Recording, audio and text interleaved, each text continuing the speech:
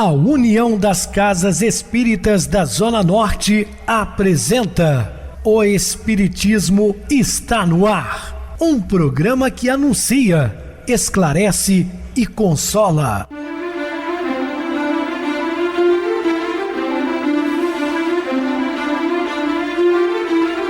Não se turve vosso coração. Credes em Deus, credes também em mim. Na casa de meu pai há muitas moradas. Se assim não fora, eu vou-los teria dito, pois vou preparar-vos lugar. O Espiritismo está no ar. Sintonize esta frequência. Pare, pense na vida, faça perguntas. Uma ótima noite para você. Hoje é segunda-feira, dia 18 de dezembro de 2023.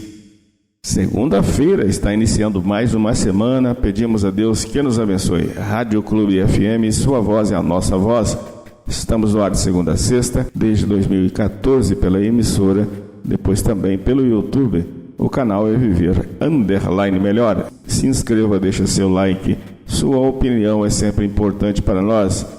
Lembrando a todos que o bazar continua funcionando na Casa Espírita Maria de Nazaré, Rua Diogo Álvares, número 133, Rua da Praça do bairro Benfica, saída para Nova Era. Funciona de 13h30 às 16 horas. Prestigiem o nosso bazar. Eu recebo carinhosamente minha querida amiga, expositora espírita Isa Rita.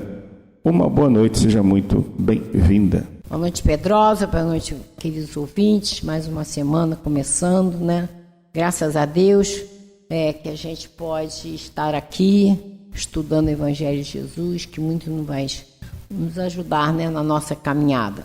Então, com esse propósito de estudo, de meditação, de comprometimento, né, da nossa transformação para aproveitar a nossa reencarnação, é que nós vamos ao programa. Sim, Isa, vamos ao programa hoje falando a oração agradável a Deus. Dúvidas, entre em contato conosco ligando para a Clube FM 0 operadora 32 3211 5697. Quer falar comigo? Utilize a TIM 988012675. Temos também o WhatsApp 999387699 e o e-mail espiritismo está no ar @hotmail.com. Interajam conosco, façam perguntas, tirem dúvidas, podem dar sugestões ao programa. Estamos à disposição dos ouvintes. Vamos agora para aquele momento muito especial que é o nosso momento de oração. Sintonize esta frequência. O Espiritismo está no ar. Momento de oração. Senhor, cuida do meu dia.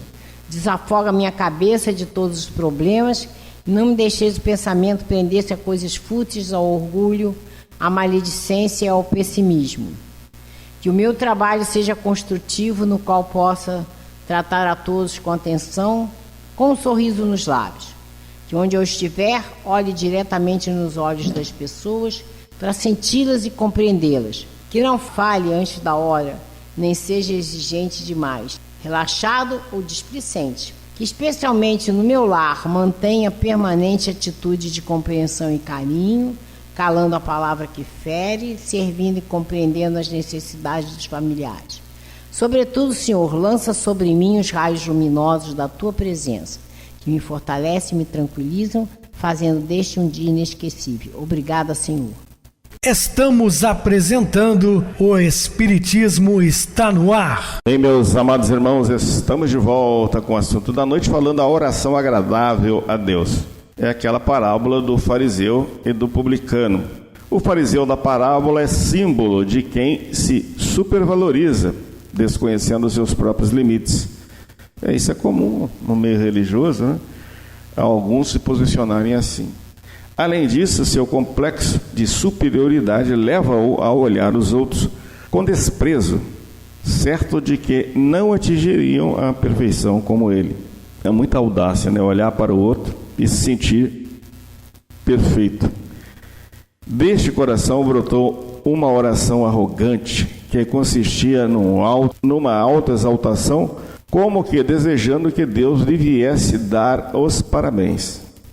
E é notório isso quando você percebe, né, quando você está dentro de um conceito religioso e que alguém se posiciona assim, né, lá na frente, dando inclusive alguns até ordem para Deus, né? Como pode? Já o simples publicano, vítima de marginalização religiosa, tem consciência de ser um pecador. Por isso, não ousa sequer levantar os olhos para o céu. Que oração podia brotar de seus lábios, senão um forte pedido de perdão? Sua condição leva-o a entregar-se confiante à misericórdia de Deus. Nada mais lhe resta a esperar. Já a oração orgulhosa do fariseu não chegou aos ouvidos do Pai, e sim ao humilde do publicano, que tem a ousadia de exaltar-se diante de Deus, será humilhado. Pelo contrário, quem se reconhece pequeno e necessitado de Deus, será objeto de sua compaixão. Então observe que Jesus estava dizendo que não é o conceito religioso que possa salvar e levar alguém, e sim a sua humildade diante de Deus. Aquele publicano simples, mal visto pela sociedade na época, ele nem sequer ousava levar a face aos céus. Ele inclusive batia no peito e dizia: Senhor, tem misericórdia de mim, por ser eu um pecador. E o Cristo diz que este sim voltou para casa justificado, não o outro orgulhoso, né? Porque todo aquele que se exaltar será humilhado, mas todo aquele que se humilhar será exaltado.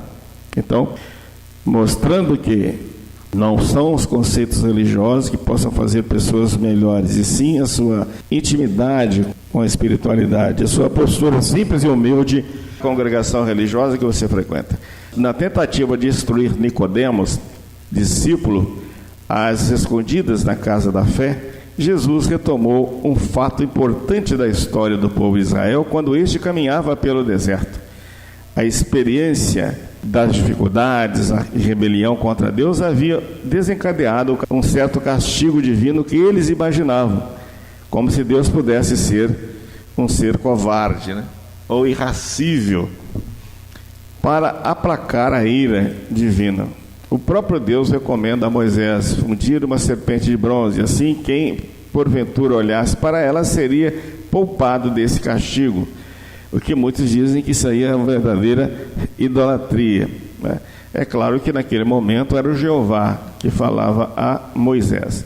Esse fato da história de Israel ofereceu elementos para a compreensão da morte de Jesus pela crucificação. De novo encontramos humanidade imersa em dificuldades, incapaz de se livrar de rebeliões ou de fazer algo contra o Criador. Somente Deus poderia oferecer um caminho de superação dessa trágica situação. Jesus, suspenso na cruz, tornar-se-ia como a serpente de bronze no deserto, penhor da elevação para quem se voltasse para a fé. A morte na cruz, portanto, teria uma finalidade absoluta. Através dela seria possível obter o que foi ensinado por Jesus: tenhais vida em abundância, ou seja, vida eterna, mostrando que o Espírito é eterno. O corpo vai ser mortificado, mas o Espírito continuará vivo, né, eternamente. Jesus foi fruto da benevolência divina para com toda a humanidade. Contudo, existe quem recuse Jesus e de reconhecê-lo como fonte de seguimento para o Pai, preferindo caminhar nas trevas, ao invés que se faz discípulos da verdade e age movido por Deus. Volta-se confiante para Jesus, para que você possa receber um caminho de elevação moral, a evolução. A ação taumatúrgica de Jesus despertava grande interesse. Suas curas eram manifestações palpáveis de seu poder de vida humana. Por isso, ocorriam a ele gente de todos os lugares, suplicando-lhes a cura, e todos eram atendidos, sem distinção. Exigia-se apenas a fé de quem desejava ser curado. Sem esta fé, o gesto de Jesus poderia ser interpretado como uma espécie de passe de mágica. Então, Cristo deixava bem claro: vá que a sua fé o salvou. Não peques mais para que não te aconteça o pior. Então, ele sempre chamava a atenção de que ele fora merecedor da cura, mas que não voltasse a cometer os mesmos equívocos. Um oficial do imperador romano, pagão, certamente movido pela fé, dirigiu-se a Jesus para implorar pelo seu servo às portas do monte. Veja só, esse oficial, na época de Tibério César, que era um centurião, ele vai até Jesus pedindo para interceder ao seu servo. O mestre questionou como se estivesse subordinado o ato de fé à visão de sinais e prodígios realizados por ele. O oficial, no entanto, manifestou uma fé profunda, pelo fato mesmo de partir imediatamente, assim que Jesus lhe garantiu que seu servo estava vivo. Ao constatar a cura, ele e toda a sua família abraçaram a fé. Então veja só a importância, né, dessa passagem, porque ele era oriundo lá do paganismo, da mitologia greco-romana, e no entanto Jesus o coloca como o homem de maior fé, né? Aquele oficial de César. A existência de Jesus pode ser definida como um contínuo partilhar de vida. Ele veio trazer vida e não se recusava a atender a quem se aproximava dele implorando. É paradoxal que, apesar dos sinais realizados por Jesus, que revelam sua identidade, houvesse sempre quem o colocasse sob suspeita. Mesmo assim, o mestre continuava a dar provas de que viera para comunicar vida, e vida em abundância. Então, Jesus foi muito questionado à sua época, não é? Mas ele sempre continuou o seu trabalho sem se prender a essas futilidades e infantilidades. E isso é uma grande lição para nós, porque muitas pessoas deixam de praticar a caridade pensando no que o outro vai pensar, no que o outro vai falar. Ouvi muito isso quando menina. Minha mãe ajudava muitas pessoas, embora a gente tivesse poucos recursos, e aí ela era chamada de irmã Paula, e outras coisas assim que pudessem às vezes tocar e fazê-la desanimar de ajudar as pessoas. A gente não pode deixar de fazer aquilo que se apresenta à nossa frente. Então, se a gente tem alguma pessoa à nossa frente precisando da nossa ajuda, seja de que forma for, façamos a nossa parte. Porque eu friso sempre, nem sempre você vai precisar meter a mão no bolso para fazer a caridade. Você vai fazer a caridade que está sendo pedida a você naquele momento. Como eu digo sempre, às vezes uma palavra amiga, um abraço, um sorriso, faz toda a diferença. Você pode tirar uma pessoa do desânimo e até de um provável pensamento de suicídio, porque você está dando importância a ela. Então tenhamos olhos de ver e ouvidos de ouvir e o coração de Jesus em relação às pessoas. Continuando aqui. Traço característico da ação de Jesus foi sua solidariedade com os excluídos. Jesus chamava muita atenção sobre isso. Ele fazia a inclusão. Sempre que podia, ele fazia, através das suas passagens, através de parábolas, ele mostrava chamava atenção sobre isso. Por exemplo, o samaritano, que era mal visto na sociedade, mas foi o único que teve piedade daquele homem que foi assaltado, espancado. Então, Jesus chamava atenção sobre isso. E é isso que a gente tem que prestar atenção. A gente não pode ficar preso a preconceitos. Não vou ajudar o fulano porque ele é assim, é assado. Isso não interessa o irmão que está à nossa frente. E outra coisa que é muito importante, que eu me lembro, que o Emmanuel chama a atenção. Às vezes você se depara com uma pessoa que está precisando de ajuda, e aí você chega e fala, não vou ajudar não, que nem conheço. Aí você desencarna, aquela pessoa que você não ajudou desencarna também, aí você chega na espiritualidade e depara-se com um espírito que foi seu pai, sua mãe, seu filho, e aí? A oportunidade foi perdida. Então a gente não pode ficar olhando ou ficar preso a preconceitos. Se a oportunidade de você fazer a caridade está ali, faça a sua parte, não é? Então, continuando. Os doentes, ele foi extremamente sensível com os marginalizados da vida social e religiosa. Os doentes eram uma destas categorias. Naquele tempo, a doença era considerada como castigo de Deus por possíveis pecados cometidos. E hoje a gente sabe que não é bem assim, né? Todos nós temos as nossas mazelas, nossos problemas a resolver, que não são à toa. Eles existem para a gente superar. E eu volto a falar, a doutrina espírita nos dá as ferramentas para isso, porque é o Consolador prometido por Jesus, que nos ensina o seu caminho, como nós devemos nos portar com o próximo e conosco mesmo, sabendo a importância de não julgar as pessoas, não ter preconceito, né, de forma alguma, não ser egoísta, não ser orgulhoso, saber perdoar, ter compaixão, indulgência, tolerância, paciência, né? Então é isso que a gente tem que estar sempre alerta. Então vamos lá, continuando. Sendo assim, suas vítimas eram impedidas de participar das liturgias do templo e mesmo mantidas longe do espaço sagrado e do ambiente social. E Jesus as acolhia, e Jesus as atendia, independente de qualquer coisa.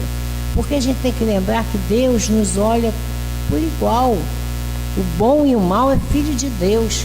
Deus nos ama por igual. Deus, segundo a espiritualidade, já nos olha como seres angelicais. Só está esperando que cheguemos lá, né? Então, vou continuando. Ao chegar na cidade santa, Jesus dirigiu-se ao lugar onde se concentrava um grande número de doentes. A piscina de Betesda. Ali permaneciam à espera que a água da piscina borbulhasse para, ao contato com ela, conseguir a cura. E entre eles estava um doente, que talvez fosse o mais excluído de todos. Havia 38 anos que esperava que alguém lhe fizesse a caridade e aproximá-lo das águas quando começasse a borbulhar. Outros, menos afetados pela doença e talvez com a ajuda alheia, chegavam antes dele. Foi precisamente ele, o paralítico, que foi escolhido por Jesus para ser objeto da sua misericórdia. Uma só palavra, o mestre curou. E Jesus, ele sempre falava: o que queres que eu faça? Então ele chamava atenção para que a pessoa, né, no caso, ela fizesse uma retrospectiva, o que era realmente necessário para ela naquele momento. E que a gente tem uma visão muito deturpada da vida. Às vezes a gente pede coisas que na realidade não são aquilo que a gente precisa. A gente precisa realmente de colocar em prática os ensinamentos de Jesus. Por isso eu volto a falar, o que estamos fazendo é muito importante. Estudar para a gente ter subsídios para a gente fazer essa mudança, né? Então, contudo, o miraculado não percebeu a animosidade dos judeus contra Jesus. Estes estavam à procura de um pretexto para eliminar o mestre. Foi o próprio homem que tinha sido curado que apresentou-lhes Jesus o havia curado em dia de sábado. Então Jesus não se prendia a essas coisas. E o que a gente tem que entender, não existe local, só posso ajudar naquele local. Ou no caso, num centro espírita, a pessoa precisa de um passe, de uma prece, só posso fazer ali. Não. Vamos lembrar da Dona Ivone do Amaral Pereira, que ela atendia aos necessitados onde fosse. Se não pudesse ser num centro espírita, na casa dela, na casa da pessoa. Então a gente tem que lembrar que somos todos irmãos e que na medida do possível vamos fazer a nossa parte. Kardec deixou bem claro, fora da caridade na salvação. A liberdade e a familiaridade com que Jesus se referia a Deus incomodava seus inimigos. Era-lhes insuportável ouvir Jesus chamá-lo de Pai e afirmar sua unidade profunda com ele, e perceber em sua ação indicações de que realmente ele possuía algo próprio de Deus. Foi por isso que Nicodemos questionou, né, todo aqueles conhecimentos que ele tinha e reconhecia em Jesus um ser diferente, e foi ter com ele. E Nicodemos, embora tenha entendido, ele optou por continuar, porque ele tinha que colocar abaixo todas as suas crenças e a sua posição social através da religião. Mas ele entendeu quem era o mestre. O centurião entendeu quem era o mestre quando, apesar de tudo, foi buscar a ajuda, né, dele, sabendo do seu potencial, entendendo da sua comunhão com Deus. É isso que a gente tem que entender. A comunhão de Jesus com Deus é a mesma que nós temos com Deus. Desde que a gente tenha fé, que a gente procure se melhorar, que a gente procure fazer a nossa parte, entrar em contato com Deus através da oração, porque a ajuda vem, né? Continuando, caso contrário, seu agir seria inexplicável. Os inimigos decidiram então eliminar o mestre por não suportarem a sua presença. A inveja, né, e a inferioridade fizeram com que eles, ao invés de se associar, se modificar, poderem estar em contato com Jesus, eles tomaram posição contrária. Jesus não minimizou o problema. Sem titubear, proclamou sua radical dependência do Pai, de quem procedia, sob cuja orientação agia. A mesma coisa, a gente não pode, por preconceito, não assumir a nossa religiosidade, seja qual elas for. O que importa lembrar que Jesus deixou bem claro, ele não criou religião, ele só mostrou para nós que devemos amar o Pai sobre todas as coisas e o próximo como assim. Ele só nos mostrou entendermos que existe Deus, nosso Pai, como ele sempre falava. As pessoas confundem, né? Jesus é nosso irmão, ele deixava bem claro. Quando ele começou a oração dominical, Pai Nosso, e ele sempre se referia a Deus como Pai. Então, que tenhamos esse entendimento, né? Todos somos irmãos. Não existe aquele que é melhor do que o outro. Deus nos olha por igual. Pai otorgou-lhe o direito de comunicar vida e confiou-lhe todo o julgamento. Portanto, todas as pessoas, inclusive os adversários de Jesus, estavam na dependência do seu julgamento.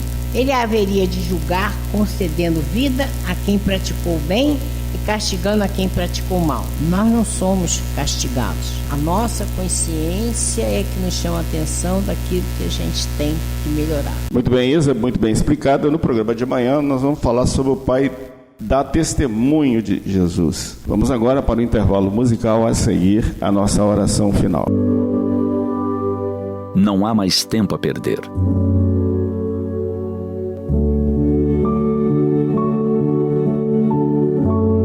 Quando paramos para refletir sobre os valores da nossa sociedade atual, vemos as enormes ondas do materialismo em todas as camadas sociais.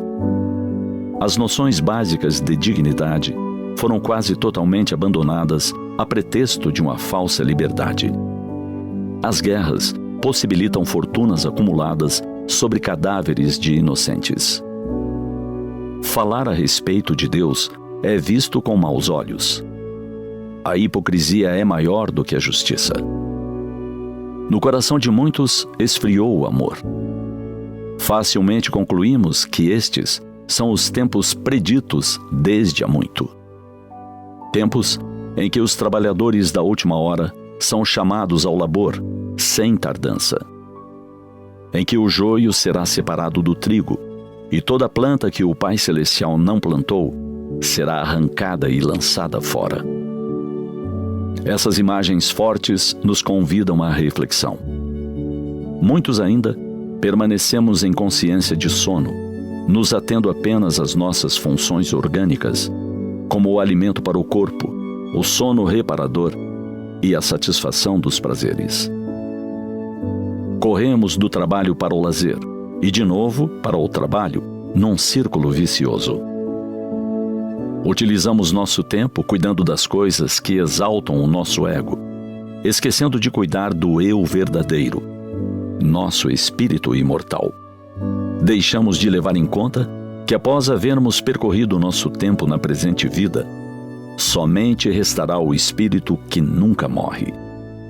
É tempo de nos perguntarmos para onde estamos sendo levados nessa ânsia das coisas materiais. Estamos cheios das coisas do mundo e vazios das coisas da espiritualidade. Parecemos-nos com Marta, aquela da passagem evangélica, preocupados em arrumar a casa, preparar o alimento, guardar dinheiro para adquirir mais bens. Naturalmente, não estamos sugerindo que abandonemos o trabalho, os quefazeres de nossa responsabilidade, ou que deixemos de viver no mundo e nos isolemos em algum local, longe de todos, em busca da conexão com o Criador. Apenas pensemos em nosso viver, que pode até mesmo contemplar as frivolidades de cada dia, mas com um sentimento de pureza que as possa santificar. Isso significa darmos sentido à nossa vida, honrar o dia com nosso trabalho, que engrandece o mundo e aprimora nosso intelecto. Entretanto, dedicarmos um espaço para pensar na essência que somos, aquela que sobreviverá à transitoriedade das coisas. Como recomenda um benfeitor espiritual, impor silêncio aos ciúmes e às discórdias, para que não sejamos promotores de desgraças, e nos dispormos a realizar alguma coisa em benefício do outro. Pode ser algo que alimente ou aqueça o corpo, ou algo que lhe fortaleça a alma.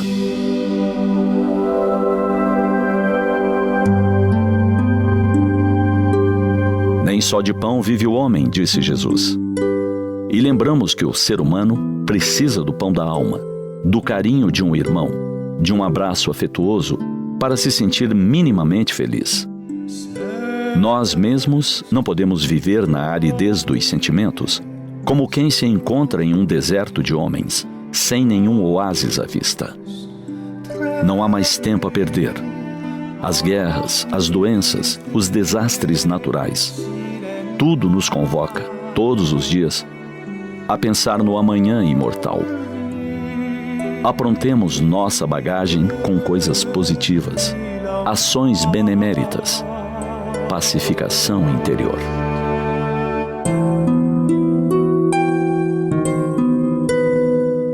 Sintonize esta frequência. O Espiritismo está no ar. Momento de oração. Meus queridos e amados irmãos em Cristo, quando alguém lhe magoar ou ofender, não retruque, não responda da mesma forma, apenas sinta compaixão daquele que precisa humilhar, ofender e magoar para se sentir forte, pois em todo instante confie em Deus. Tudo que tens é bênção de Deus. Portanto, meus queridos irmãos, não entremos na mesma faixa vibratória dos ofensores. Eles são doentes e por isso precisam humilhar alguém para se sentir fortes. Lembre-se que ele é um necessitado da nossa oração. E confiemos em Deus sempre. E tenhamos Jesus como nosso farol, como nosso roteiro de vida. Muita paz, que Ele nos abençoe. Minha querida irmã Isarrita, suas despedidas. Boa noite, Pedrosa, boa noite a todos os ouvintes. Agradecidos estamos por participar mais uma vez desse momento, esse banquete de luz. Pedindo a Deus que abençoe todos nós, que saibamos pedir a paz para nós, para o Brasil, para o mundo. Até o próximo programa. Boa noite para você, Isa. Muito obrigado pelo apoio aqui no programa. Boa noite também a todos os amados irmãos ouvintes do YouTube, internautas do Brasil e do exterior, nossos irmãos da Zona Norte de Juiz de Fora que nos acompanham com a rádio local 87,9, Rádio Clube FM. Continue ligados, ouvindo a nossa próxima atração, o programa Batidão com o DJ Tico, a seguir na voz de Ailton Moreno, Encontro Central. Boa noite a todos e até amanhã, se Deus quiser.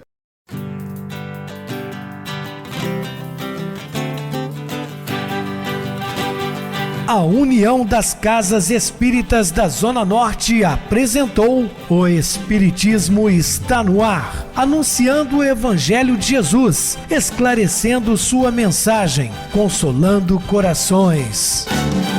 Olhe pro céu e descubra imagens de luz. Se tem Jesus, o amor todo que Deus te deu. Pense no bem, no melhor em que pode fazer. Seja o que for, também vai receber.